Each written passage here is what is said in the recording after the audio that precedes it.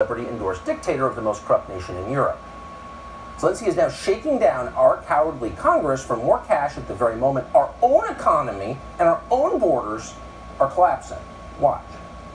At this time, we have two key financial needs of the country. That's $38 billion to make up for the deficit of our budget for next year, and other $17 billion that were verified by the World Bank and needed to rebuild the critical infrastructure. We need also targeted credits in the amount of $2 billion to rebuild the electric energy infrastructure after the destruction and to expand our export to Europe. We need credit limits to purchase gas and coal for the future heating season. The scope of this year's support should be not less than $5 billion. $5 billion. What? Some uppity foreigner in a t-shirt demanding money for his critical economic needs? We have critical economic needs too, buddy. Who are you, troll? Go away. What? Since when does that guy have a claim on our treasury?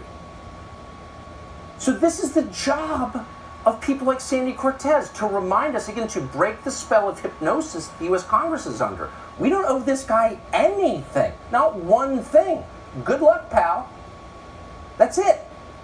And as our economy degrades and our border is gone, that guy's lecturing us with some Christmas list, like, I want this, that, and I want a bicycle too, you better send it, quick. Exactly. Really? Up yours, buddy. And at the same time, dragging us, the entire West, toward nuclear war, telling us we have to nuke Russia. Yep. And what does Sandy Cortez do? She affirms it. She's not a progressive. She's a stealthy neocon operative.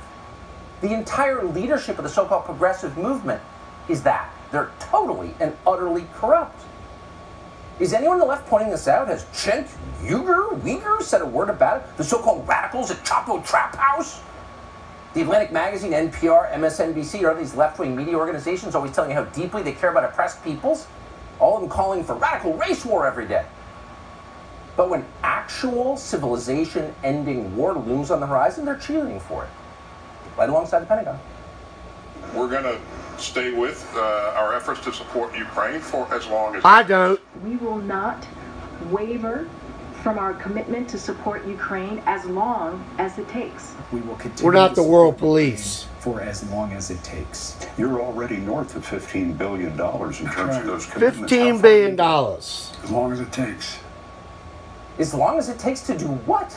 Has anyone even asked that question? Has Sandy Cortez asked that question? Have your progressive pals asked that question? Exactly. As long as it takes to do what? How long is that?